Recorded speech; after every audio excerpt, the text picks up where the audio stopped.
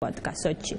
Ეხლა მე მინდა როგორც სპორტსმენს ისე გკითხოთ. უკრაინის მოვლენებიდან გამომდინარე, თქვენ როგორც სპორტსმენს, თქვენზე როგორც სპორტსმენზე იქონიებდა თუ არა გავლენას, მიგეღოთ თუ არა ოლიმპიადაში მონაწილეობა და მე როგორც პოლიტიკოსი ისე გკითხავთ, როგორ აფასებთ ამ გადასახედიდან საქართველოს მონაწილეობას ოლიმპიადაში და მის ბიზანშეწონილობას? და უკრაინის მოვლენები ოლიმპიადასთან რა კავშირს? არავისთვის დასამალი არ არის, რომ უკრაინაში განვითარებულ მოვლენებზე გარკვეული ირიბი მინიშნებები რუსეთის მიმართულებით მიდის, ბატონ გახი. ხო, ეს პოლიტიკური თემაა. მე ვფიქრობ, რომ პოლიტიკა და სპორტი უნდა გავმიჯნოთ ერთმანეთისაგან.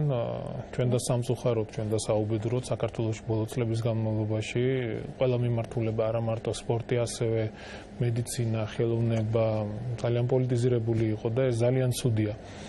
ჩვენ მე პირადად მიმაჩნია ის, რომ სპორტი უნდა იყოს ყველაფრისგან თავისუფალი. რაც შეეხება სოჩის ოლიმპიადაზე ქართველი სპორტსმენების გამგზავრებას ეს ვკითხე, ხო?